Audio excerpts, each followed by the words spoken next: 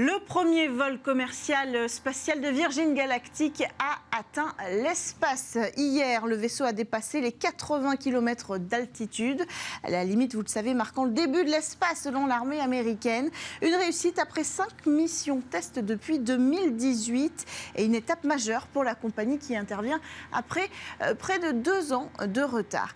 Avec 2 pilotes aux commandes, le vaisseau VSS Unity transportait 4 passagers, 2 hauts gradés de l'armée de l'air italienne, un ingénieur du Conseil national de la recherche italien et un employé de Virgin Galactic. Et si l'on envoyait des dizaines de robots constructeurs sur Mars pour préparer l'arrivée des humains? C'est la proposition d'une start-up japonaise, Jitai. Avec une telle proposition, la start-up assure pouvoir diviser le prix des travaux de construction extraplanétaire par 100. D'une simplicité enfantine, le projet consiste à construire des robots ultra polyvalents capables de créer les conditions d'arrivée des humains sur les terrains hostiles dans l'espace. Oui, mais cet ambitieux projet ne sera possible que dès lors que le voyage vers Mars sera assuré et utile seulement si nous sommes capables d'y envoyer des êtres humains. Aussi, la communauté spatiale internationale, il faut le rappeler, ne manque pas de compétences pour mettre au point des rovers performants et durables. L'entreprise devra donc faire ses preuves et cela commencera sur la Lune. Mais pourtant, aucun contrat n'a pour le moment été annoncé. Autre actualité, Ariane 5 fera ses adieux le 4 juillet prochain. Après un report le 15 juin dernier à cause d'une anomalie, c'est officiel. Le dernier vol de la fusée européenne est programmé. Ce 117e vol et dernier vol de la fusée européenne qui fait ses adieux après 27 ans de service va placer en orbite un satellite de communication militaire français, Syracuse 4B, et un satellite expérimental allemand. La fenêtre de tir est prévue entre 21h30 et 23h05. Enfin, dernière actualité. Pour la toute première fois, Ariane Group a testé un étage complet de son lanceur spatial réutilisable. Pour en parler, on passe un coup de fil, c'est Colactu, avec Antonin Ferry, directeur des programmes futurs chez Ariane Group. Bonjour Antonin Ferry et bienvenue dans Smart Space. Bonjour et merci beaucoup de votre invitation.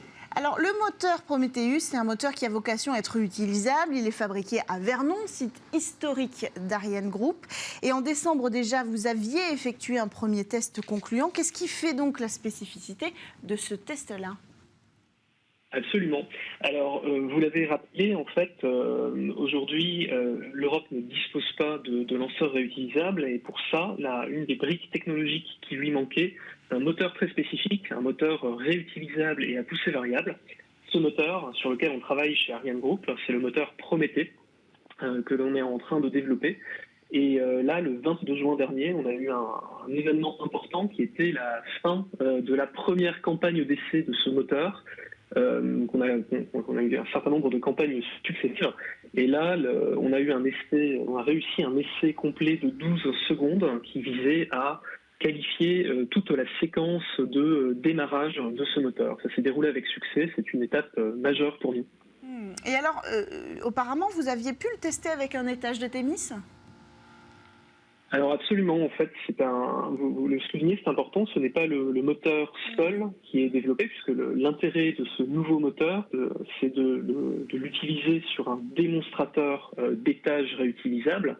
Et en fait, nous avons 2 développements en parallèle, Prométhée pour le moteur et Thémis pour l'étage réutilisable. Donc globalement, nous avons réussi à développer, à tester, à effectuer ce test de manière couplée le 22 juin dernier. Alors la nouveauté, c'est aussi le carburant utilisé. Est-ce que vous pouvez nous en dire 2 mots ? Oui, effectivement. Donc, vous savez que traditionnellement, en Europe, par exemple, sur la fusée Ariane, nous utilisons aujourd'hui de l'hydrogène et de l'oxygène liquide. Et là, pour Prométhée, il y a un choix différent qui a été fait, qui est le choix d'utiliser du biométhane, toujours associé à de l'oxygène liquide. Alors, ce choix a été fait pour 2 raisons. D'abord, pour des raisons d'ingénierie liées aux contraintes de la réutilisation, mais aussi pour des raisons environnementales, parce que le biométhane présente cette particularité d'avoir un excellent bilan carbone sur la totalité de son cycle de vie. effectivement, dans le futur, il est indispensable quand on travaille à réduire l'empreinte environnementale de nos lanceurs. Et alors, c'est une première, je crois, en Europe, l'utilisation de ce biométhane liquide pour, en tout cas pour l'instant, le test d'un moteur, peut-être demain le décollage d'une fusée. C'est ça, c'est une première. Alors, en quoi ces composants représentaient peut-être un défi technologique? Et puis, au-delà de ces composants, on le comprend, qui sont d'un enjeu crucial pour le développement durable de ce secteur, est-ce que Thémis et Prometheus sont développés côte à côte à Vernon et peut-être de façon codépendante? Oui, c'est absolument l'idée en réalité. L'idée n'est pas de développer le moteur seul, mais de développer effectivement également la première démonstration de réutilisation d'un étage, et nous procédons étape par étape. Donc ce qui s'est fait à Vernon pour l'instant, c'est un essai au sol. C'était la toute première étape, mais qui est une étape importante puisqu'elle ouvre la voie à des essais en vol. Donc ce qui va se passer à partir de maintenant sont deux choses. D'une part, on va poursuivre les essais au sol pour mieux caractériser, mieux comprendre le comportement du moteur et effectuer des réglages complémentaires. Et d'autre part, ça ouvre la voie à ce qu'on appelle un hop test ou saut de puce, si vous voulez. Nous allons, dans le cadre d'un programme financé par la Commission européenne, le programme SALTO, nous allons partir à Kiruna, au nord de la Suède, pas loin du cercle polaire, pour faire un premier essai de l'étage où on va essayer de le stabiliser à quelques dizaines de mètres de hauteur et tester les différentes fonctionnalités du moteur et de l'étage. Pourquoi en Suède ? Parce qu'il s'agit d'un projet européen, en fait. C'est un projet où vous avez plusieurs États membres intéressés par le fait de disposer de ces éléments technologiques qui ont souhaité participer, souhaité contribuer. Et la Suède a mis à disposition d'excellentes infrastructures qu'elle possède pour réaliser ce genre de test.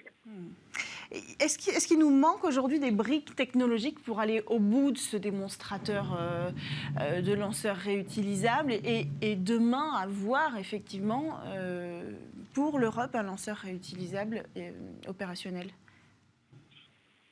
Alors, au-delà du moteur, effectivement, vous avez un certain nombre de composantes qu'il va falloir développer en Europe et maîtriser en Europe, ce qui n'est pas le cas à l'heure actuelle.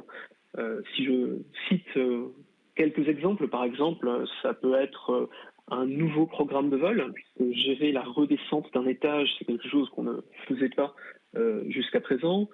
C'est également avoir sur la fusée des petites ailettes, des surfaces de contrôle aérodynamique qui vont permettre de contrôler la redescente. C'est également travailler sur le train d'atterrissage, si vous voulez, des pieds rétractables pour ce lanceur, pour qu'il puisse effectivement se reposer. Et donc tous ces éléments, on va les développer au fur et à mesure et les qualifier au fur et à mesure sur des démonstrateurs successifs. Est-ce que Prometheus a vocation à voler sur d'autres lanceurs qu'un lanceur qui sera réutilisable? Ou est-ce que Ariane 6 pourrait en bénéficier, par exemple, ou c'est pas du tout le sujet? C'est également le sujet, en fait. Prométhée, c'est effectivement quelque chose qui a été développé comme étant, entre autres, destiné à permettre la réalisation d'un lanceur réutilisable, mais Prométhée, fondamentalement, nous le voyons comme un élément clé d'une famille européenne de lanceurs. Je m'explique un peu.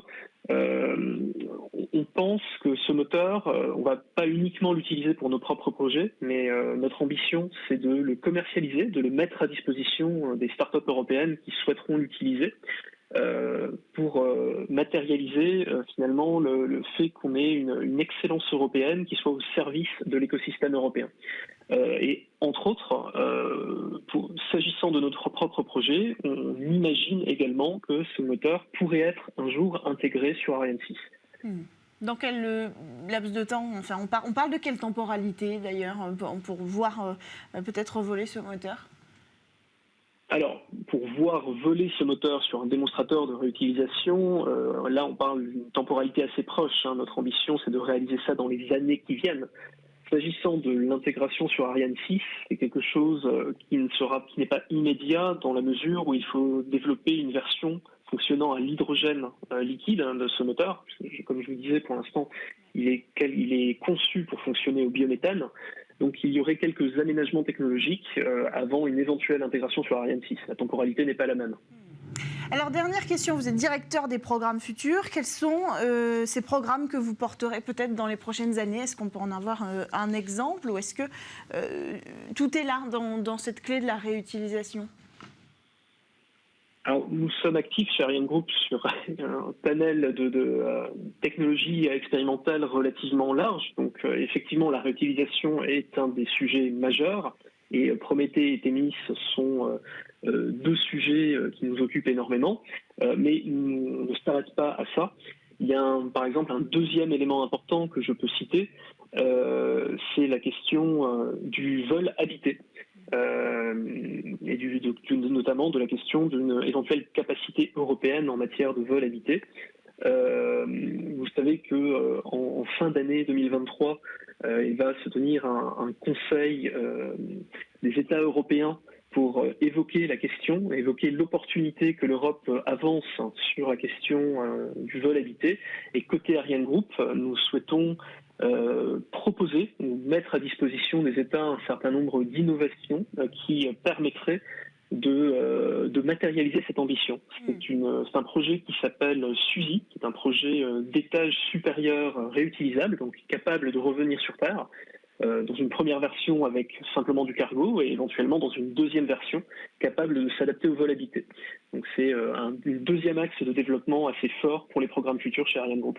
Merci Antonin Ferry, directeur des programmes futurs chez Ariane Group, d'avoir pris le temps de répondre à notre call actu. On enchaîne quant à nous avec le Space Talk sur Bismart.